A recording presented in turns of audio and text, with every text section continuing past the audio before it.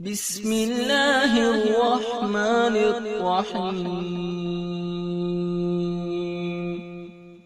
شروع اللہ کے نام سے جو بڑا مہربان نہایت رحم والا ہے۔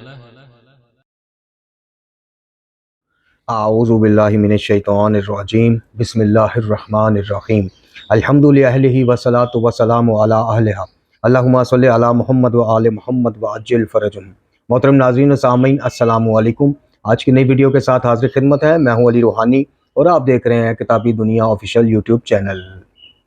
محترم ناظرین و سامعین، آج اس پلیٹ فارم سے جس کتاب کا تعارف آپ کی خدمت میں پیش کیا جائے گا وہ خاکسار بندہ حقیر کی اپنی لکھی پہلی کتاب ہے، اور اس ضمن اللہ رب العزت کا، اس ذات ذوالجلال والاکرام کا ایک دفعہ پھر شکر ادا کرتا ہوں کہ پالنے والے نے مجھے تبلیغات کے ضمن میں تحریری طور پہ بھی اپنا حصہ ڈالنے کی توفیق عطا فرمائی، اور اس ضمن بھی خدمت مکتب کا موقع دیا۔ اس کتاب کو، جیسے کہ میں نے اس کا مقدمہ اپنے دوسرے چینل پر پڑھ کے سنایا ہوا ہے، اور فیس بک پہ بھی اس کا مقدمہ ہم نے پوسٹ کیا تھا، اس مقدمے سے واضح ہے کہ اس کتاب کا مقصد کیا ہے۔ اس کتاب کا مقصد، چونکہ پہلی میری وہ تھی تحریر، اور میں کوشش کر رہا تھا کہ نہ تو اتنی یہ لمبی ہو جائے کہ آج کل ظاہر ہے دامن وقت میں گنجائش نہیں ہوتی، زمانہ بڑا تیز ہے، اور کتابوں کا یا دینی علوم سے مربوط چینل ہو یا کتاب ہو یا کوئی بھی چیز ہو، اس کے لیے ہمارے یہاں بدقسمتی سے وقت کم ہوتا ہے، تو اس کا حجم یعنی صفحات نہ تو اتنے زیادہ ہوں کہ بالکل یہ پڑھنے والا کبھی پڑھ لی کبھی رکھ دی کہ موٹی ہے چلیں، اور نہ ہی اتنا مختصراً ہو کہ بات جو ہے وہ کمپلیٹ یا مکمل بھی نہ کی جا سکے۔ اور دوسرا جو میرے ذہن میں تھا وہ یہ تھا کہ جو چیزیں بطور شیعہ، یعنی جیسے میں نے اپنی ایک سفر روحانی سیریز میں دوسرے چینل پہ علی روحانی آفیشیل پہ میں نے اس چیز کا اظہار کیا تھا کہ مجھے کافی عرصے بعد پتہ چلا، یعنی شیعت قبول کرنے کے کئی سالوں بعد پتہ چلا کہ میں ملنگی بنا ہوں، میں صوفی ٹائپ کا کوئی بندہ بنا ہوں، میں شیعہ نہیں ہوں ابھی، اور شیعہ تو خیر ابھی بھی نہیں ہوں۔ یہ بہت بڑا دعویٰ ہے جو ہمیں نہیں کرنا چاہیے۔ تو جس طرح جو چیزیں پھر میں نے آبزرو کی یا جن چیزوں کی وجہ سے مجھے دعوت فکر و عمل ملی، میں نے کوشش کی ہے کہ اس کو مکمل طور پہ اسی طرح کاغذ پہ اتاروں، تحریر کروں، اور اس میں کوئی ایسا لفظ یا الفاظ اس طرح کے استعمال نہ کیے جائیں کہ جس پہ کوئی اٹک جائے۔ یعنی میری کوشش تھی کہ جس طرح اب الحمدللہ ہر جگہ پاکستان میں اب آپ دیکھ رہے ہیں کہ یہ بھی پیک ہوئے پڑے ہیں، یہ بھی پارسل تیار ہیں، 86 پارسل ایک گئے ہیں جی، 50 کے قریب جو ہیں یہ تیار پڑے ہیں، 32-33 ایک گئے ہیں، اسی طرح 20-22 کا ایک الگ وہ ہے۔ تو یعنی ہر جگہ سکردو سے، سندھ کے اندرون، سندھ سے اندرون پنجاب سے، مختلف دیہاتوں سے الحمدللہ لوگوں نے اس کو منگوایا ہے۔ تو یہی مجھے پتا تھا، چونکہ اس کو ہم نے فری تقسیم کرنا تھا، اس مطلب ہماری تبلیغات کا مقصد یہ ہے، تو مجھے پتا تھا کہ یہ ہر جگہ سے اس کا وہ آئے گا۔ تو میں نے اس کا انداز تحریر ایسا رکھا ہے کہ آپ کو کسی کو بھی، کوئی پرائمری پاس ہے، مڈل پاس ہے، کوئی گریجویشن کسی نے کی ہے، ایم اے کیا ہے، کچھ بھی، سب کو اس کا طرز جو تحریر ہے وہ ایک طرح کا لگے گا، کوئی کسی پہ اٹکے گا نہیں، کسی لفظ پہ کوئی ایسا نہیں ہوگا کہ وہ بڑی فلسفیانہ گفتگو اور ذہن جو ہے بوجھل ہو گیا اور جناب بندہ کتاب بند کرتا ہے۔ بالکل ایسا لگے گا جیسے علی روحانی کو آپ پڑھ نہیں رہے بلکہ سن رہے ہیں، یعنی میری تقریر سن رہے ہیں آپ۔ تو یہ اس طرح سے میں نے اس کو وہ رکھا ہے، اور دوسری کتاب انشاءاللہ کچھ دن تک، بلکہ اب تک آ جانی چاہیے تھی لیکن ابھی تک خیر نہیں آ سکی، کسی وجہ سے وہ لیٹ ہو گئی ہے اور کچھ وجوہات ہیں، تو انشاءاللہ عید کے فوراً بعد وہ آ جائے گی۔ وہ مختصراً کتاب ہے، وہ 50 پیجز کی ہے، اس کا نام ہے یہ ہے مومن۔ اس میں یہ دعوت فکر دی گئی ہے کہ کیا ہم مختلف رسومات کو ادا کر کے، یا محرم میں سوگ منا کے، اور فضائل اور رجب یا شعبان میں جشن منا کے، کڑے پہن کے، جملہ عالی مدد ادا کر کے ہم مومن، یا قرآن، نہج البلاغہ اور صحیفہ کاملہ کی روشنی میں یہ ہے مومن۔ یعنی اس کتاب کا موضوع یہ ہے کہ یہ ہے مومن، اور اس میں جتنے بھی آپ کو دلائل ملیں گے قرآن، نہج البلاغہ اور صحیفہ کاملہ، بس تینوں سے ہم نے کوشش کی ہے۔ تو بہرحال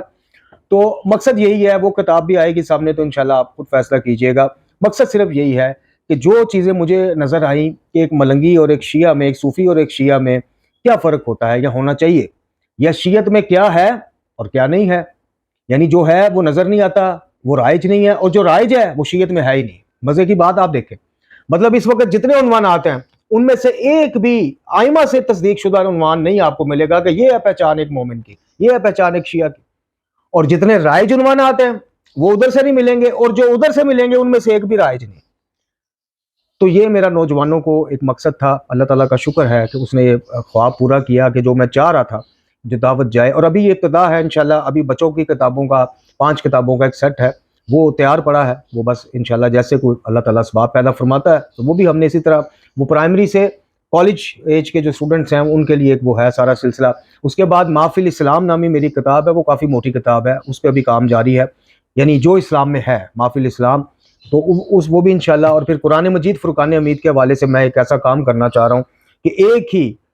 کتاب میں آپ کو جو ہے نا قرآن مجید فرقان حمید کی مختلف تفاسیر اور ان پہ بھی میرا جو حاشیہ وہ پڑھنے کو مل جائے. تو انشاءاللہ دعاؤں میں یاد رکھیے گا. چلتے ہیں جی، یہ دعوت فکر و عمل،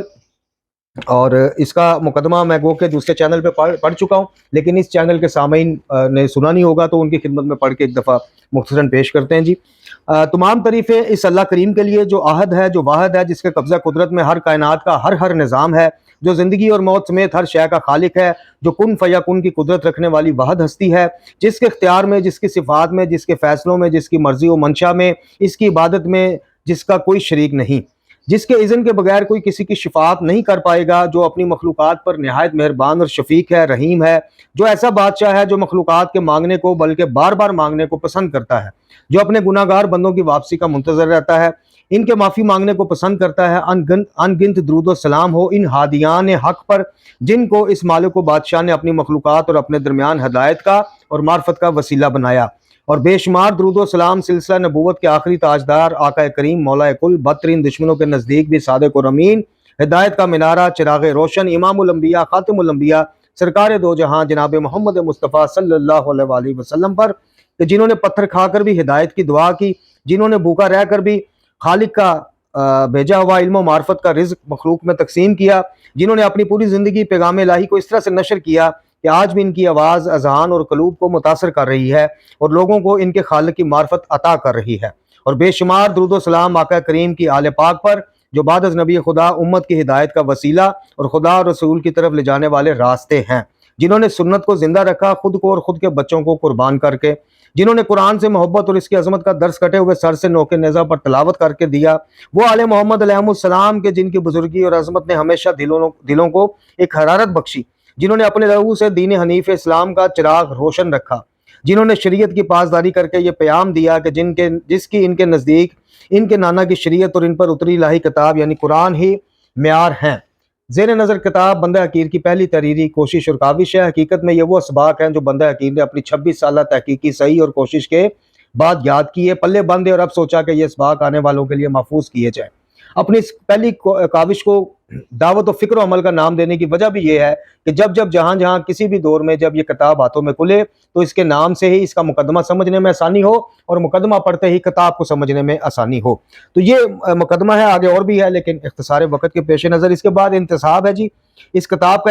انتصاب ہدایت اور معرفت کے ان دو مضبوط اور بھاری وسیلوں کے نام، کہ جن میں سے ایک عظیم الہی اور روحانی منشور یعنی قرآن، اور دوسرا جو امن میں، جنگ میں، تنگ دستی میں، خوشحالی میں، آزادی میں، قید میں اپنی زندگی کے ذریعے اور اپنی شہادت کے ذریعے اس منشور پر عمل کر کے قیامت تک آنے والے ہدایت کے متلاشیوں کے لیے پیام عمل چھوڑ گئے اور نجات کا راستہ بتا گئے، یعنی اہل بیت. تو انتصاب ہمارا قرآن اور اہل بیت کے نام. اس کے بعد یہ ایک توجہ فرمائیں، ایک نوٹ ہے جی جس میں لکھا ہے کہ اگر آپ اپنے مرحومین کے صالح ثواب کے لیے یا اس کار خیر میں حصہ ڈالنے کے لیے کہ تبلیغات پھیلیں، آپ اس کتاب کو چھپوا کر تقسیم کروانا چاہیں یا کسی دوسری ہماری آنے والی کتاب کی اس میں چھپوائی میں کو معاونت کرنا چاہیں، یا قرآن نہج البلاغہ اور صحیفہ کاملہ کو مومنین میں فری تقسیم کرانا چاہیں، تو مرکز تبلیغات توحید و ولایت سے رابطہ کریں. اس کے بعد اس کی فہرست ہے جی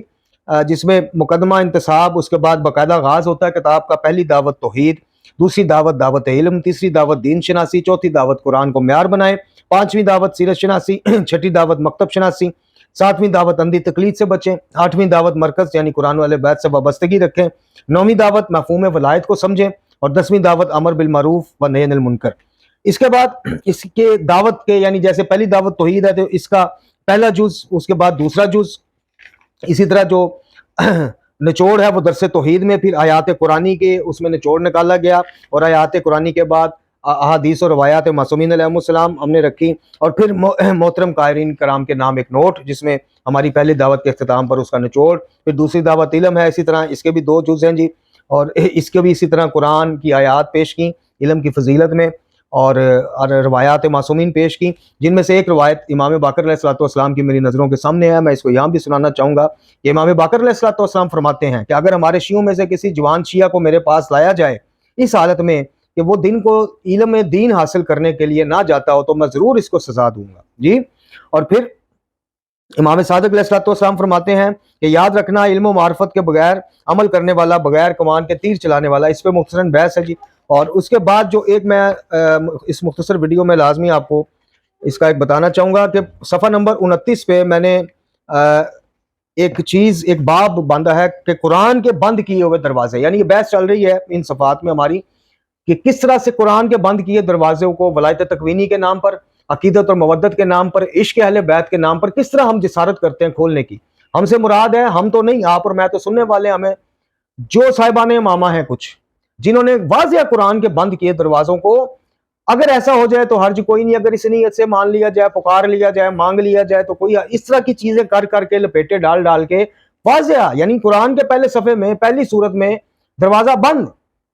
کہ مدد صرف اللہ کی، ادھر ولایت تکوینی بیچ میں گھسائی، ہر دروازہ کھول دیا قرآن کا بند کیا ہوا۔ تو ان کا ذکر ہے، یہ لازمی پڑھیے گا۔ میں نے 14 معصومین علیہ السلام کی نسبت سے 14 دروازوں کا ذکر کیا ہے جو قرآن نے بند کیے ہیں، ہم نے کھول دیے، وہ میں آپ کو مختصراً آپ کو پڑھ کے سناتا ہوں۔ عبادت و استعانت کا مستحق صرف اللہ، یہ پہلا دروازہ جو قرآن نے بند کیا کہ اللہ کے علاوہ نہ عبادت کسی کی، نہ استعانت کا مستحق کوئی، یعنی مدد یا عطا کرنا والا سمجھنا، وہ صرف اللہ کا۔ دوسرا دروازہ تمام مخلوقات کا خالق صرف ایک اللہ ہے، یہ دروازہ بھی قرآن نے بند کیا، ہم نے کھول لیا، اللہ نے ان کو خلق کیا، انہوں نے آگے سے جناب وہ آپ کو پتہ ہی ہے۔ تیسرا دروازہ جو قرآن نے بند کیا وہ یہ کہ تقسیم رزق دینے والا اور تقسیم کرنے والا صرف اللہ، اور یہ دروازہ نہج البلاغہ میں مولا علی نے بھی بند کیا ہوا ہے کہ دیتا بھی وہی ہے، تقسیم بھی وہی کر، ہم کہتے ہیں جی وہ ان کو دیتا ہے، یہ آگے سب کو تقسیم کرتے ہیں۔ چوتھا دروازہ جو قرآن نے بند کیا اور ہم نے کھولا ولایت تکوینی اور عشق کے نام پر، وہ تھا اولاد، زندگی، صحت اور ہر نفع دینے والی ذات صرف اللہ کی۔ اب آپ دیکھ لیجئے کیسا کھولا۔ اچھا، یہ قرآن کے جو بند دروازے ہیں ان کی پیچھے آیات اور آگے آیات میں ہم نے ذکر بھی مختصراً کیا ہے، ثابت بھی کیا ہے کہ واقعاً یہ قرآن نے بند کیے۔ اس کے بعد پانچویں کہ ہر عطا اللہ کرتا ہے۔ چھٹا دروازہ معجزات کا فاعل حقیقی صرف اللہ، معجزات ظاہر کرنے والا، قدرت رکھنے والا اور معجزات کا اذن دینے والا یعنی ظاہر کرنے کی تو صرف اللہ، بیمار کو شفا دینے والا، مصرف کی پکار سننے والا صرف اللہ،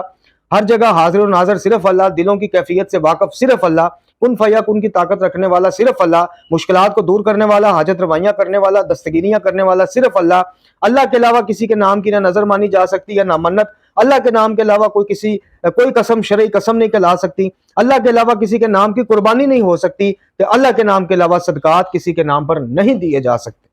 تو یہ 14 دروازے ہم نے مختصراً ذکر کیے جنہیں قرآن نے بند کیا اور ہم نے کھول دیا۔ اسی طرح مختلف پھر یہ 10 بحثیں ہیں، اور آخری جو 10ویں دعوت ہے ہماری امر بالمعروف و نہی عن المنکر کی، یہ لازمی پڑھیے گا چونکہ اس میں روٹین سے ہٹ کر، یعنی امر بالمعروف، کسی کو داڑھی رکھوا دینا، کسی کو نماز کی تلقین کر دینا، گانوں سے منع کر دینا، ہم نے کہا کہ جناب یہ تو ہے، اس میں تو کوئی شک نہیں ہے، بڑی فضیلت والے کام ہیں، لیکن جس طرح اسلام کا بنیادی مقدمہ کیا ہے؟ مقدمہ توحید،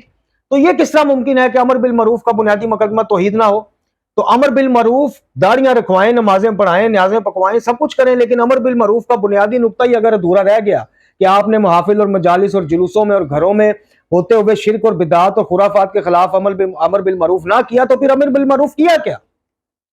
تو یہ بڑا ایک یعنی جو کتاب کا آخری وہ چیپٹر ہے، آخری جو دعوت ہے، یہ بڑی دلچسپی کا باعث ہے۔ اس کے بعد کچھ بندہ حقیر کا یعنی مصنف کا مختصراً تعارف ہے۔ تو یہ کتاب ہے جی، اور ہمارا مطلب پلیٹ فارم حاضر ہے۔ یہ میں نے آپ کو بتایا کہ یہ سارا، اور ہم نے اس کو پاکستانی پوسٹ سے بھی نہیں بھجوایا، پاکستان پوسٹ سے، چونکہ مجھے خاصا تجربہ ہے کہ ان کی بھجوائی ہوئی، ان کے تھرو بھجوائی ہوئی کتابیں وہ اول تو پہنچ ہی جائیں تو بڑی غنیمت ہے، لیکن جس حالت میں وہ پہنچتی ہیں، ریپر پھٹے ہوئے، کتاب کے پیجز کو جناب وہ زنگ لگا ہوا، کہیں سیلاب سا چڑھا ہوا، وہ بس آپ چھوڑ دیں۔ تو اس لیے ہم نے یہ کوشش کی کہ لیپرڈ والوں سے ضرور محفوظ طریقے سے آپ تک کتاب پہنچے۔ اگر آپ پڑھنا چاہیں، استفادہ کرنا چاہیں تو جناب مرکز تبلیغات کے واٹس ایپ نمبر پر رابطہ کر لیں، یا اسی ویڈیو کے کومنٹس میں اپنا ایڈریس اور وہ بھجوا دیں، یا فیس بک کے تھرو کر لیں، تو انشاءاللہ آپ کو یہ بھجوا دی جائے گی۔ تو یہ مختصراً آج کی ویڈیو مختصر تعارف کے ساتھ، انشاءاللہ اگلی بار کسی نئے کتاب کے تعارف کے ساتھ حاضر ہوں گے۔ وآخر دعوانا ان الحمد للہ رب العالمین۔